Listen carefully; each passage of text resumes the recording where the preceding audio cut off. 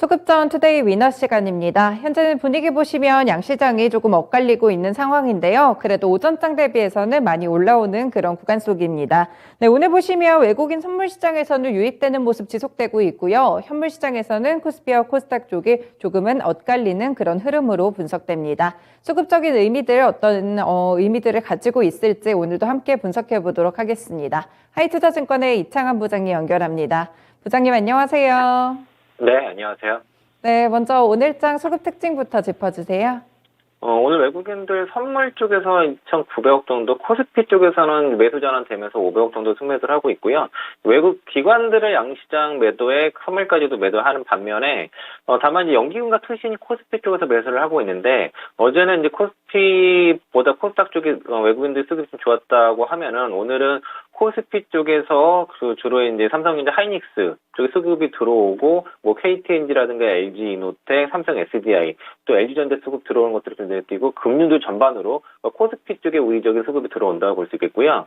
어제는 이제 중국의 제로 코로나 정책 변화에 대한 이슈가 기대감 때문에 전체적으로 시장이 많이 올라왔었는데, 중국의 제로 코로나 정책의 변화는 방향성은 이제 그쪽으로 가는 게 맞는 것 같습니다. 다만 이제 속도의 문제로서 규제를 될 것 같고, 이런 중국의 리오프닝 같은 경우에는 중개 내수가 살아난다 그러면은 우리 국내 기업들의 실적이 살아나고 뭐 대중 무역 격자에서 탈피하면서 월간 무역 수지 흑자 전환이 가능한 이슈이기 때문에 우리 국내 시장을 많이 제법 강하게 들어올릴 수 있는 그런 재료이고, 리오프닝 관련 그 내부 소비 종목들뿐만 아니라 반도체라든가 경기 민감주, 화학이라든가 IT 그 섹터 전반으로 그 반등을 이끌 수 있는 그런 메가톱급 이슈이기 때문에 단기 이슈가 아니라고 보고 있습니다. 2년간의 누적된 이런 에너지가 갖고 있기 때문에 저는 이제 제법 우리 시장을 이끌 수 있는 모형성이라고 봐서 뭐 리오프닝이라든가 반도체 섹터들 수급 들어오는 종목들은 좀 눈여겨봐야 될 것 같고, 오늘 은행주도 전반적으로 수급 들어오는 것들 좀 눈에 띈다 말씀드리겠습니다. 네, 수급적인 시장의 특징과 더불어서 업종별 또 종목별 이런 분석까지 해주셨는데요. 먼저 코스피 시장 수급부터 보겠습니다. 네, 현재 보시면요. 외국인이 가장 많이 매수하는 종목은 삼성전자와 SK하이닉스, 반도체 쪽으로 집중되어 있습니다. 삼성 SDI도 매수 중이고요. LG이노텍, KTNG, KB금융까지 현재 매수 리스트 올라와 있는데요.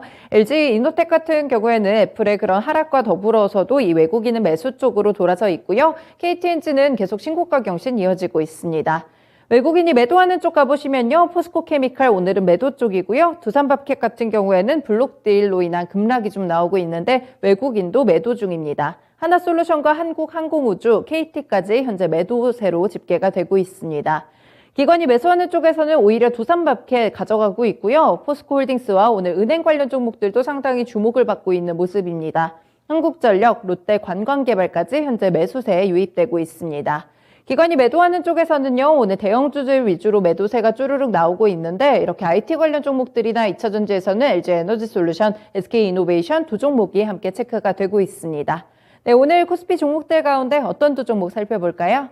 오늘 삼성전자 외국인에서 1위 종목 말씀드리겠고요. 오늘 9시 반까지는 수급이 좀 강했던 금융주가 KB금융이었는데, 지금은 이제 신한주주라든가 메리츠금융주, 기업은행 뭐 이런 종목들이 보이는데, 그래도 이제 초반에 강했던 KB금융 그 두 개 뽑아보도록 하겠습니다. 네, 이 두 종목 모두 오늘 외국인의 매수세 리스트에 들어가고 있는데 자세한 모멘텀도 설명 주시죠. 네, 삼성전자 같은 경우가 그 갤럭시 폴더폰 기업 판매가 2배, 105% 증가했다는 이슈가 좀 나왔고요. 그 금융주도 강한 게 그 정기 예금이 연말에 지금 많이 되고 있고, 연말 배당 매력이 있다. 평균 배당률 7.2% 이렇게 부각되면서, 또 이제 금융 당국에서 그 예금 금리 5% 이상 예금 금리 너무 많이 올리지 말라다 보니까 최근 시중에 5% 이상의 정기 예금이 많이 없어졌다 그럽니다. 그렇게 되면은 금융주들의 어떤 이런 예대 마진이 더 좋아지기 때문에 오늘 금융주들이 최근에 굉장히 강하고 수급이 들어오는데 오늘도 역시 강하다 말씀드리겠습니다. 네, 삼성전자는 갤럭시 폴더블 폰에 대한 부분을 주목해 주셨고, KB금융 역시나 찬바람이 불 때는 배당주죠. 금융 쪽으로 또 정기예금이 늘어나고 있다는 이런 효과까지 함께 보셨습니다. 두 종목들 가운데 오늘의 위너 종목 골라주세요. 저는 오늘 그 KB금융 뽑아보겠고요. KB금융이 이게 최근에 뿐만 아니라 외국인들이 꾸준하게 계속 물량 담고 있었습니다. 이게 배당 매력도 분명히 있었겠지만은 최근에 탈중국화 자금들, 시진핑 산영 이후에 탈중국화 자금주 섹터 중에서 중국과 우리나라가 섹터가 비중이 높은 쪽에 하나가 금융 섹터인데, 그래서 그 탈중국화 자금들이 그 우리나라 IT 자금뿐만 아니라 그 금융 쪽으로도 유입이 된 것들을 포착이 되는데, 그게 대표적인 게 대장주가 이제 KB금융이라고 볼 수 있겠고요. 금융사 중에서 가장 탄탄한 자본 비율을 가지고 있고, 그 IFRS 17 그 도입에 따라서 특히 KB보험 쪽에 증시 효과가 있기 때문에 실적이 상대적으로 좋을 것이고, 그리고 전반적으로 비이자 이익이 타사에 비해서 상당히 개선이 되고 있다는 것이고요. 시가 배당률 오늘 계산해 보니까 현재가로는 대략 6.5% 정도 개선이 됩니다. 물론 이제 시장 평균보다 낮지만 가장 이익이 개선이 좋은 KB금융을 좀 저는 금융 대장주로 보고 있고, 그 외에 다른 금융주도 보셔도 좋긴 한데, 연말 배당을 깔고 가면서 7% 가까이 배당을 가지고 가면서 실적도 선방하는 금융주들 괜찮다고 보고 있습니다. 네, KB금융 내실도 튼튼하게 다져가면서 전반적인 업종별 모멘텀까지 함께 흡수하고 있습니다. 다음으로 코스닥 시장 넘어가 볼게요. 네, 현재 고가 외국인이 가장 많이 매수하는 코스닥 쪽에서는 푸른저축은행이 올라와 있고요. 확실히 은행주들 상당히 눈에 많이 띕니다.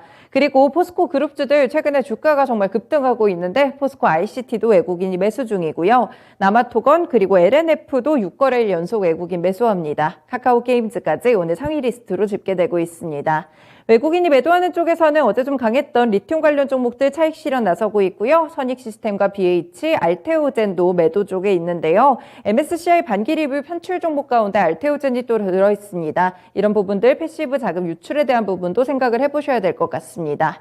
기관이 매수하는 쪽에서는 오히려 에코프로 담아가고요. 파라다이스와 진성TC, 네오이즈, 대한광통신이 현재 매수 리스트 상이고요. 기관이 매도하는 쪽에서는 SM과 나무가, 덕산 네오룩스, 나노신소재, 위즈윅 스튜디오까지 있는데요. 나무가 같은 경우에는 오늘 신주인수권 행사가 있다는 점까지 특징이 되겠습니다. 네, 코스닥에서는 어떤 두 종목 볼까요? 저는 푸른저축은행과 포스코 ICT 뽑아보겠습니다. 오늘 이제 포스코 ICT가 이제 급등을 하고 있는데, 지금 화물을 연대 파업으로 인해서 이제 물류 대란이 나다 보니까 주유소에 지금 기름이 지금 재고가 부족하다는 그런 뉴스가 나왔고, 이런 기름 대란 우려 때문에 전기차 충전 테마가 급등을 하고 있습니다. 이제 오늘 S트래픽, 동양 EMP, 신세계 INC 이런 기업들이 지금 움직이고 있고요. 오늘 이제 은행주 수급 굉장히 강하다 말씀드렸는데, 푸른저축은행 같은 경우는 대표적인 서민금융 저축 금융이죠. 그래서 여기 시가총액이 좀 가볍다 보니까 움직일 때 세게 움직이는 측면이 좀 있습니다. 그래서 푸른저축은행이 오늘 굉장히 코스피 쪽에 코스닥 쪽에 외국인 매수 1인데, 푸른저축은행 같은 경우에는 3분기 때 생각보다 실적 의외로 되게 좋아졌습니다. 영업이익이 198억으로 사상 최대 실적이 나왔는데요. 그동안 좀 적자가 날 때도 있었는데 3분기 실적이 상당히 크게 개선된 거로 봤을 때는 푸른저축은행도 좀 관심을 좀 들어도 봐도 되겠다라고 보고 있습니다. 네, 포스코 ICT는 반사수의 기대감이 좀 흡수가 된 것이었군요. 이와 더불어서 오늘 은행 섹터 푸른저축은행까지 코스닥 종목으로 살펴봤습니다. 이 두 종목들 가운데 오늘의 위너 종목과 모멘텀 설명해 주세요. 네, 포스코 ICT 말씀드리겠고요. 오늘 포스코 그룹도 다도 올라갑니다. 포스코 홀딩스는 리튬은 올라가고, 포스코 ICT는 이제 전기차 충전 요 테마로 움직이는데, 국내 1호 전기차 충전 사업자입니다. 그러다 보니까 현대차라든가 BMW 이런 완성차 업체들로부터 국내 충전소 이거 협력사로 이제 선정한다고 있기 때문에, 보통 이제 전기차 충전 테마 이렇게 하게 되면 상징적인 의미로 포스코 ICT가 좀 있다고 볼 수 있겠고요. LG U+라도 좀 협업을 좀 맺은 상태입니다. 그 외에는 동사가 이제 스마트 통합 안전 솔루션이라고 해서 포항 제철소라든가 여러 가지 공사 현장의 그룹사들을 좀 대상으로 해서 이런 거 안전관리 솔루션을 제공하면서 이게 이제 주 수익인데, 전기차 충전 쪽에서는 일단 이런 테마가 있다는 것을 좀 기억해 볼 필요가 있겠고요. 그래서 보통 움직이는 게 포스코 ICT, S트래픽 이게 두 종목이 전기차 충전 테마 쪽에서 대장주 역할을 하고 있고, 그 외에 동양 EMP 이런 종목들 같이 테마 구성하고 있다라고 말씀드리겠습니다. 네, 최근에 포스코 그룹주들 상당히 강한데 이렇게 신사업 쪽으로 많이 좀 엮이는 것 같습니다. 포스코 ICT까지 설명 잘 들었습니다. 고맙습니다. 고맙습니다. 네, 오늘의 위너 종목 두 가지는요. 일단 은행 쪽에서 KB금융이 있었고요. 전기차 충전 테마 키워드 기억하시면서 포스코 ICT까지 선정됐습니다. 지금까지 수급전 투데이 위너 시간이었습니다.